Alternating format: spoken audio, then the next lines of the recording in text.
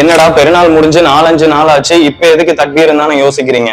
உண்மையான பெருநாள் சந்தோஷம் எங்களுக்கு இன்னைக்கு தான். என்ன மேட்டர்னு தெரிஞ்சுக்கிறதுக்கு முன்னாடி உலக தமிழர்கள் அனைவருக்கும் என் மனமார்ந்த இனிய தமிழ் புத்தாண்டு நல்வாழ்த்துக்கள். ஓகே, மேட்ச் என்னன்னா, நேத்து நைட்டு, அதாவது இந்திய நேரப்படி அதிகாலை ஒரு 3 மணிக்கு ஈரான் ஒரு மாசான தரமான சம்பவத்தை பண்ணியிருக்காங்க. இந்தா வாங்கிக்கன்னு ஒரு பக்கம் ஈரான் மிசைல்ஸை விட்டு தாக்க, இன்னொரு பக்கம் ஈரானோட ரிசர்வ் போர்ஸா லெபனான்ல இருக்கிற ஹிஸ்புல்லா தாக்க, இப்படி 2 பக்கமும் இருந்து வர தாக்குதலை சமாளிக்க முடியாம இஸ்ரேல் தண்ணி குடிச்சிருக்கு. கடந்த 2 வாரத்துக்கு முன்னாடி சிரியா நாட்டுல இருக்கிற ஈரான் எம்பசியை இஸ்ரேல் கவர்மெண்ட் தாக்குதலை ஏற்படுத்தி ஈரானோட முக்கியமான ஆர்மி கமாண்டர்ஸை கொண்டிருக்காங்க. வேலையில போற ஓனான தூக்கி வேட்டிகளை விட்ட கதையா இப்ப இஸ்ரேல் மாட்டிக்கிச்சு. இஸ்ரேலுடைய இந்த கொடூரத்தனத்திற்கு பதிலடியாகவும் பலஸ்தீன அப்பாவி மக்களை கொன்னு குவிச்சதற்காகவும் நேற்று இரவு மட்டும் ஈரான்ல இருந்து 185 suicide drones, 36 cruise missiles, 110 surface to surface missiles, இப்படி கிட்டத்தட்ட 300க்கும் மேற்பட்ட ஏவுகணையை இஸ்ரேலுக்குள்ள விட்டு, முக்கியமா இஸ்ரேல் ஏர்போர்ட், இஸ்ரேல் ஆர்மி பேஸ ஈரான் டார்கெட் பண்ணி அடிச்சு மாஸ் காட்டி இஸ்ரேல நடுங்க வச்சிருக்காங்க.